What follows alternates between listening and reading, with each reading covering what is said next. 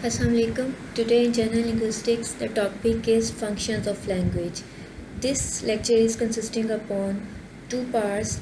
The first lecture that is now we are going to discuss is microfunctions, and the other one is macrofunctions. Let's see what is functions of language. Using a language as the primary means of communicating our thoughts is so natural for many people that it is often difficult to realize what in fact are language functions. अब हमें जब इसको language के function के तौर पर हम देखते हैं तो थोड़ा सा एक अजीब सा फील होता है कि इतना हम यूज टू हो चुके हैं कि हमें लगता है कि लैंग्वेज का कोई फंक्शन होता है. So some of the roles of language are so mundane that they are hardly ever noticed. Others are very elevated or even abstract. Due to their diversity, the functions of language might be divided into two categories. अब इनको हम to इसमें सब categories में इनको इसको divide करते हैं. One is micro functions and the other is macro functions. Micro functions is the one function that refer to specific individual use, and the macro function is which serve more overall aims. तो जैसे कि आज का topic जो है वो हम इसमें जस्ट माइक्रो फंक्शंस को देखेंगे. So the micro function is the function of language that which help us identify, name things, record, release emotional energy, communicate, socialize, think and enjoy through language. These are further categorized as follow.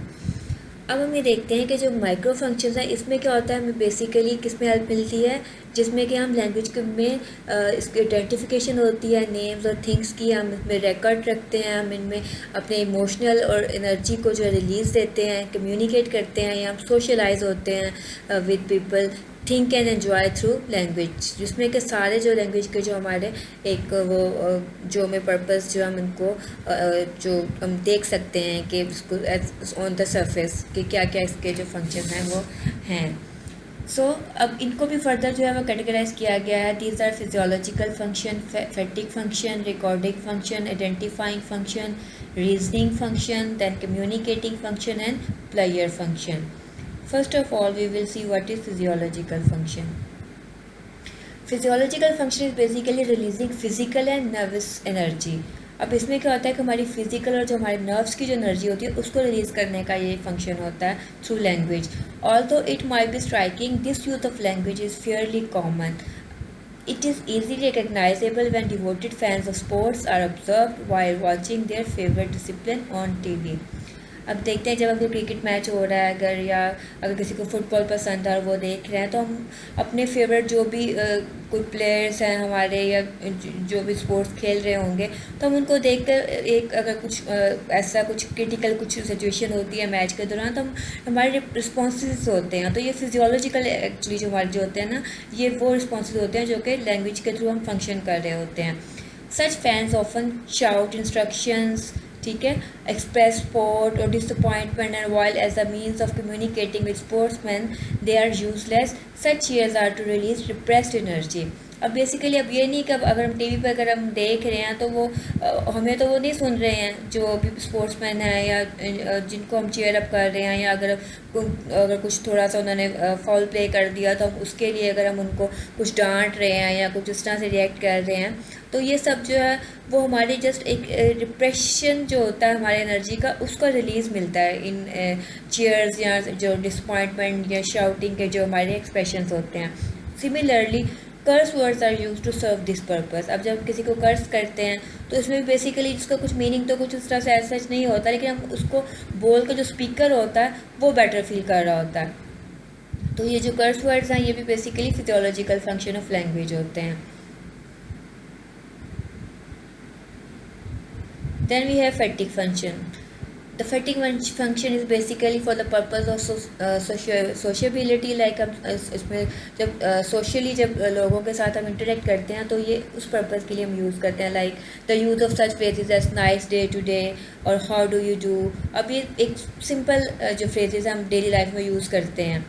अब इनका कुछ ऐसा कुछ meaning नहीं होता, like just हम एक small talk as a वे हम इसको यूज़ कर रहे होते हैं. characterized by lack of any informative content and is intended to link people and make the coexistence peaceful and pleasant. Like अगर हम किसी से इस तरह से मिलकर और इवन हम स्ट्रेंजर को हम इस तरह से पूछ रहे हैं कि लाइक उसको जस्ट एक उससे एक इंटरेक्शन रखने के लिए कि how nice the day is today, और इस तरह से हम कुछ बात कर रहे हैं, तो हम एक अपना जो एक इन्वायरमेंट है, हम एक पीसफुल एक जो हम इन्वायरमेंट जो उसको क्रिएट कर रहे होते हैं. The effective use of language characteristics mainly of speech. Basically ये स्पीच की करेक्टरिस्टिक्स है कि बोलने में मोस्टली ये यूज़ होता है. However, in certain types of writing, it can also be noticed. अब इसमें रिटर्न इसमें एक्सप्रेशन में किस तरह से हो सकता है, जैसे कि लेटर्स हैं where the beginning dear sir madam and ending yours faithfully. Like हमारा कोई ऐसा जिनसे कुछ इतना क्लोज रिलेशन नहीं होता, लेकिन हम उनको डियर सर और मैडम कह रहे होते हैं, या हम उनको क्लोजिंग हम उनको एज यूअर्स फेथफुली, जो इस तरह के जो वो जो हमारे जो होते हैं ना एंडिंग जो उनकी वर्डिंग होती है वो हमारी इस तरह से होती है. तो ये सब जो होते हैं ये सोशेबिलिटी का जो एक फंक्शन है जिसको कि फेटिक फंक्शन कहते हैं of language. Then we have the other one, that is recording function. Recording function denotes using language to make a durable records of things that ought to be remembered. अब इसमें कि हम record बनाते हैं, like इसमें कि जो चीज़ें जो हमें इजी याद नहीं रह सकती हम उनको करने के लिए कर रहे होते हैं. Owing to its omnipresence, writing is probably the most significant function of language. There is evidence that the first writing system was developed in the Middle East as early as 4000 BC. At the beginning, writing system took forms of picture representing the writing things. They refer to gradual developing the alphabets in their present form. अब हमने previously हमने पढ़ा था writing का जब हमारा lecture था, उसने आपको बताया था कि किस तरह से पिक्टोग्राम जो था फिर लोगोग्राम में डेवलप हुआ और किस तरह से उसमें जो राइटिंग जो थी उसकी डेवलपमेंट हुई.